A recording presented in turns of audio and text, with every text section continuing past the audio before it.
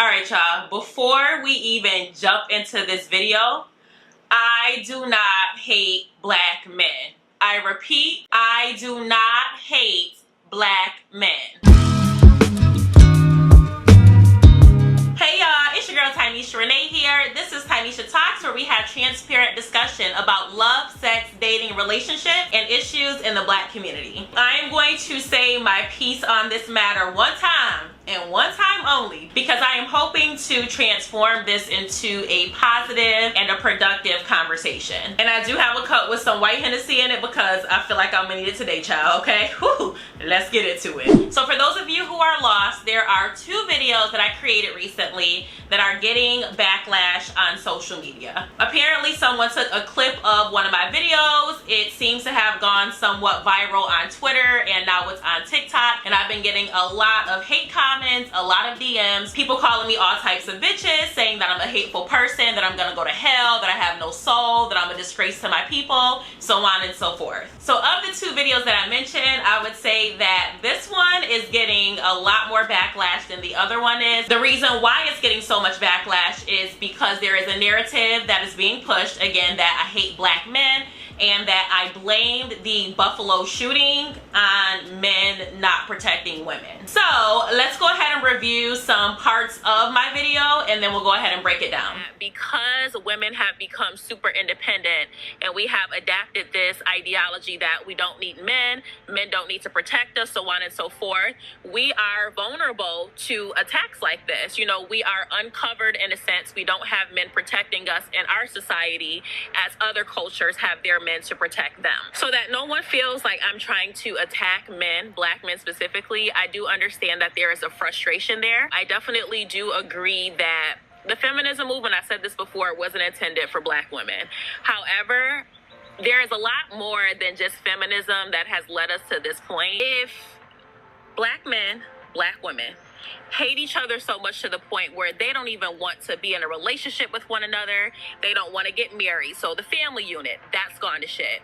They don't want to procreate with one another, so now they're looking outside of our community. How will we maintain our community if we don't love one another to get along, if we don't love one another to fall in love, if we don't love one another enough to build families?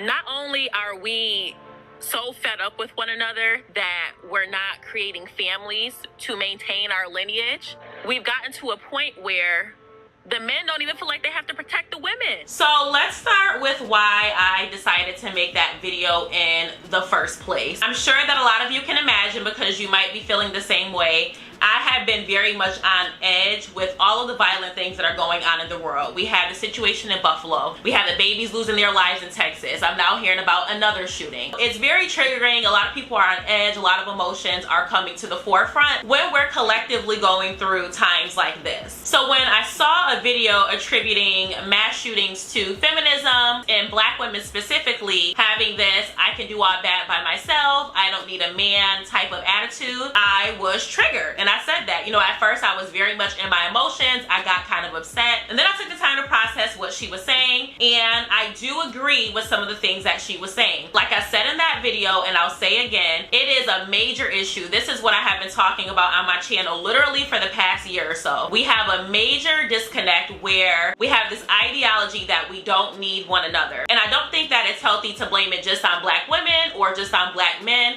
because honestly at this point, from what I have been seeing on social media and also just having conversations with people in real life, there is a lot of finger pointing, very little accountability, and we're not making any progress. Again, just explaining the headspace that I was in. The fact of the matter is, the person who did this is a very sick and demented individual. He is a white supremacist. He had a very warped way of thinking, and I don't think that we should be, again, pointing fingers at either person in our community. So I want to be very clear that I never said in my video that the Buffalo shooting happened as a result of black men not protecting black women. So it's very clear after seeing hundreds of comments on my video that in my mind I had a message that's supposed to be here, and the way that it was received is all the way over here. So as the creator, you know, the one who has this platform, I'll take accountability for that. You know, I missed the mark. I'm a big advocate of it's not what the intent was, it's all about how it was received.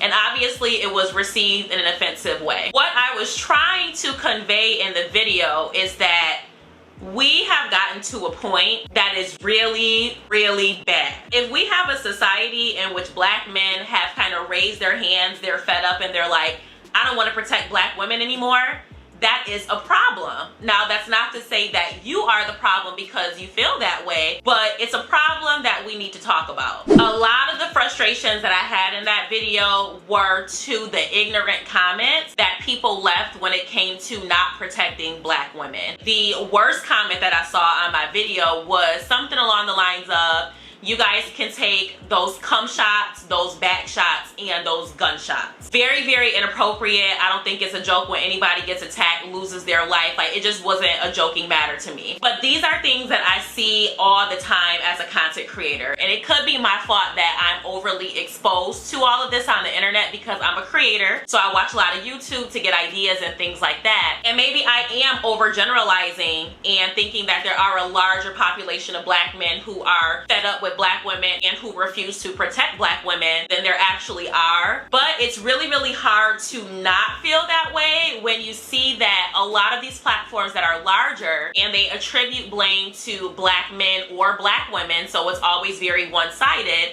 Those are the ones that are, again, the bigger platforms. They get thousands of comments, thousands of views, so people are resonating with that type of content, with that way of thinking. And I think that that can be very problematic if people are taking in that type of content, because after a while, you might start adapting that way of thinking. But I don't want to spend too much time on that because I do want to dive into the concept of protecting black women. A lot of men in the comments said that they don't feel they should have to put their lives at risk for women that they don't know, that they would do those things for their family members and other loved ones, but they're not going to just do that for a random person on the street, especially if that woman doesn't respect them as a man.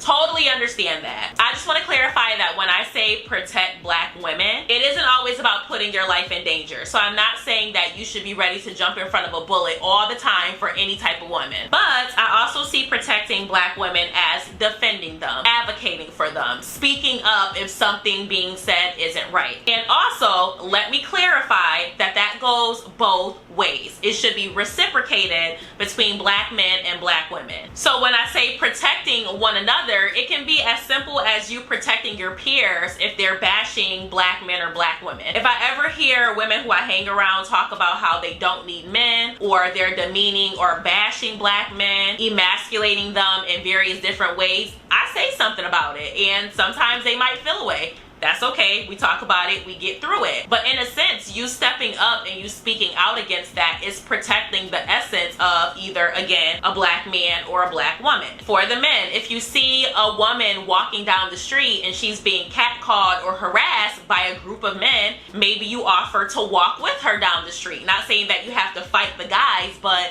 that's something that you can do to protect her. So anyway, I say that to say that there are multiple different ways that protecting one another can be done. But the problem is that we are in this rut where we resent one another. I refuse to say that one side is at fault more than the other because it's really not gonna get anywhere. So going back to this whole topic of protecting black women, a lot of black women are frustrated with the fact that we don't feel protected by black men. Now, as I can see in the comments left on my video, a common response that I've been seeing from men is, well, how do you guys say you want to be protected now when 24/7 you talk about how you don't need a man, you're super independent, you're really angry and aggressive toward us?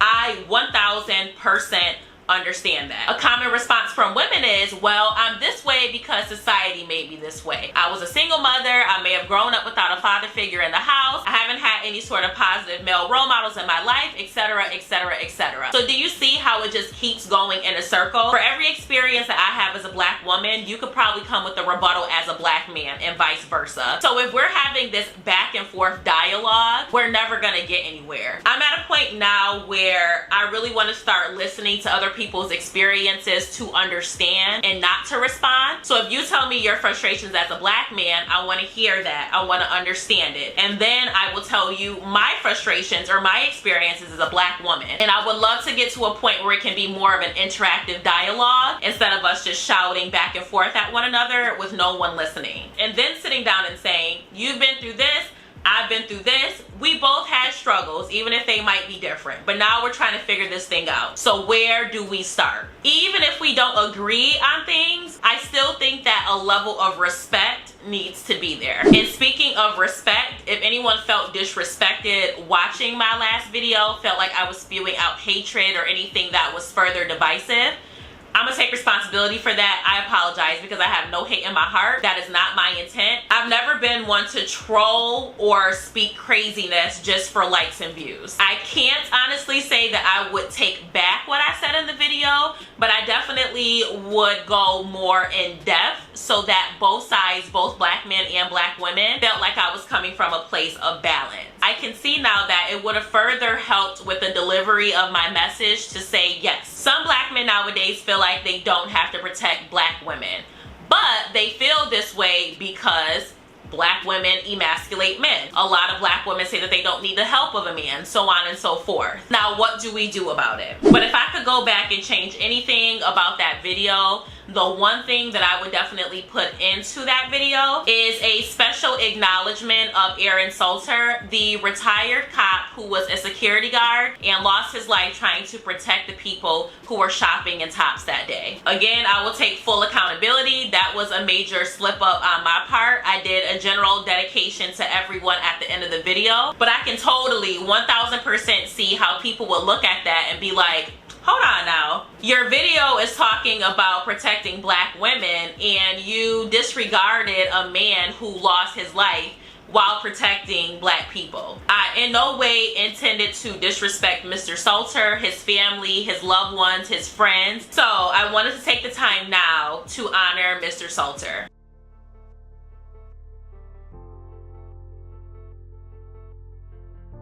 Woo, okay, so I feel like the first part of that video was pretty heavy, so we're gonna shake it out, okay? And I would like for this remaining part of the video to be transformed into more positive conversation. So I would really love it if we can just have an open discussion about what your frustrations are as a black man or a black woman. It can be related to how society sees you, dating dynamics, being misunderstood. Whatever it is, I want us to just lay it out on the table because I really want to understand and try to feel what you guys are feeling so that we can figure out how to navigate future difficult conversations. So for me, I would say that it's the struggle to effectively communicate and actually be heard. And I'm guilty of this too, y'all. I am not perfect. As y'all know, I'm human.